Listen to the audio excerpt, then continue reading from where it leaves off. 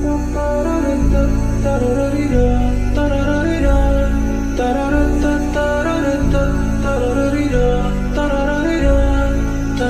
টুকরো বিকেল, যেখানে সাগরের ঢেউ ছুঁয়ে যায় মনকে। সূর্যটা ধীরে ধীরে হারিয়ে যায় নীলের ভিতর। মানুষের ভিড়, কিন্তু তবুও এক অদ্ভুত শান্তি, যেন সবাই অপেক্ষায় সূর্যটা অস্ত যাবে আর দিনের গল্প শেষ হবে। ওপারে জাহাজগুলো দাঁড়িয়ে আছে নীরব সাক্ষী হয়ে। এই বিকেলের শেষ আলোটা দেখছে তারাও। বলছিলাম পতেঙ্গা সমুদ্র সৈকতের কথা। চট্টগ্রামে অবস্থিত এই সৈকত যেন তার অপূর্ব সৌন্দর্য মিলিয়ে বেড়াচ্ছে দর্শনার্থীদের জন্য। আজকের ভিডিওতে আপনাদের ঘুরে দেখাবো এই পতেঙ্গা সমুদ্র সৈকতের অপূর্ব সৌন্দর্য। So let's go with us and keep watching this video. Assalamu alaikum everyone, it's me Hasan and welcome back to another brand new vlog. So after a long time, অনেকদিন পর ভিডিও দিলাম। ভুলে যাই মাঝে মাঝে আপনাদের কথা, বাট আপনারা অনেক বেশি মিস করতেছেন। বর্তমানে আমি দাঁড়িয়ে আছি চট্টগ্রামের পতেঙ্গা সমুদ্র সৈকতে।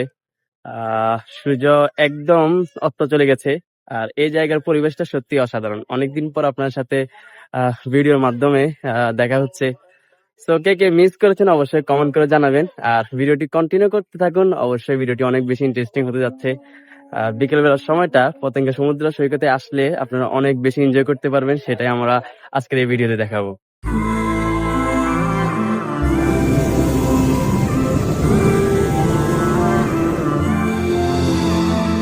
বাংলাদেশের জনপ্রিয় সমুদ্র সৈকতগুলোর মধ্যে অন্যতম পতেঙ্গা সমুদ্র সৈকত। চট্টগ্রাম থেকে মাত্র 14 কিলোমিটার দূরে অবস্থিত এই সৈকতটি স্বল্প সময়ে ও কম খরচে যাওয়া যায় বলে পর্যটকদের কাছে জনপ্রিয়তার তুঙ্গে এই সৈকতটি। চট্টগ্রাম শহরের বিভিন্ন স্থান থেকে আসা যায় এই সৈকতে। নিউ মার্কেট থেকে বাসে জনপ্রতি ভাড়া পড়ে 70 টাকা। পতেঙ্গা যাত্রা আমাদেরও শুরু হয় নিউ মার্কেট থেকে। সমুদ্র যেন দূর থেকে ডাকছিল আমাদের, তাই দেরি না করে 350 টাকায় একটি সিএনজি রিজার্ভ করে নিই আর ছুটে চলি শহরের অন্য প্রান্তে সমুদ্রের ঢাকে।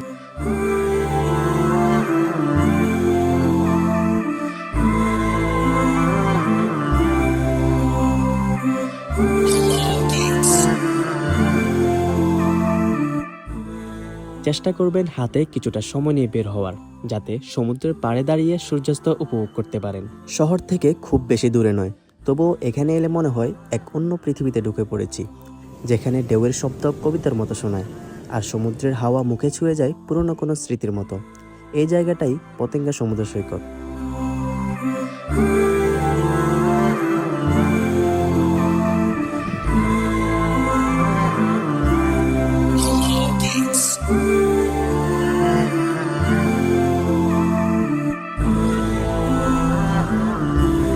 পতেঙ্গার প্রতিটি মুহূর্ত আপনাকে দেবে এক অন্যরকম প্রশান্তি।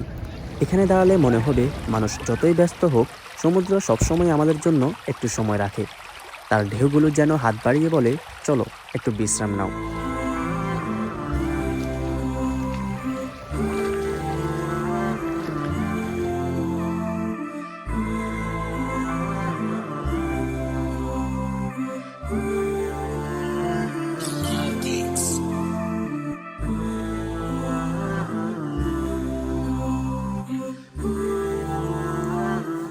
পতেঙ্গার তীরে বিকালটা আপনার কাছে সত্যিই অন্যরকম মনে হবে।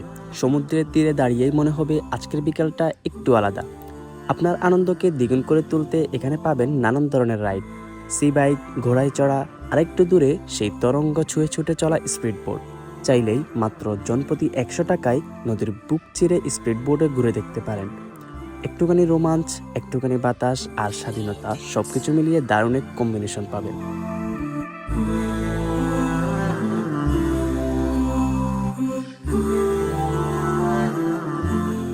বিকেল গড়িয়ে যখন রাতের আভাস নেমে আসে, পতেঙ্গা যেন তার লুকোনো সৌন্দর্য খুলে ধরে। আলোর ঝিলিক, ঢেউয়ের শব্দ আর ঠান্ডা বাতাসে সবকিছুই হয়ে ওঠে আরও শান্ত, আরও জীবন্ত। দূর দূরান্ত থেকে আসা পর্যটকেরা সমুদ্রের পাড়ে বসে উপভোগ করেন সি ফুডের স্বাদ। পতেঙ্গার জনপ্রিয় পেঁয়াজু সহ এখানে পাবেন নানান রকম তাজা সি ফুড। স্বাদে, গন্ধে, অভিজ্ঞতায় একদমই আলাদা। সো এখানে পতেঙ্গা আসলে সবাই এই পেঁয়াজগুলো খাইবেন। প্রতি প্লেট হচ্ছে 50 টাকা করে। মোটামুটি ভালোই লাগে। প্রতি প্লেট 50 টাকা করে। এগুলো আরও কম হওয়ার দরকার, একদম কম, কিন্তু এটা জায়গা অনুসারে এটার দামটা অনেক বেড়ে যায়। সো আমরা আসতে একটু লেট করে ফেলছি, আপনারা 3-4টার মধ্যে আসলে এখানে সুন্দর একটা ভিউ পাবেন এবং কি এনজয় করতে পারবেন।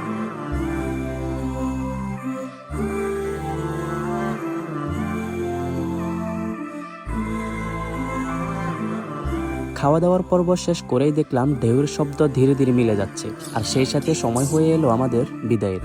একটি বিকেল যা মনে থাকবে অনেক দিন।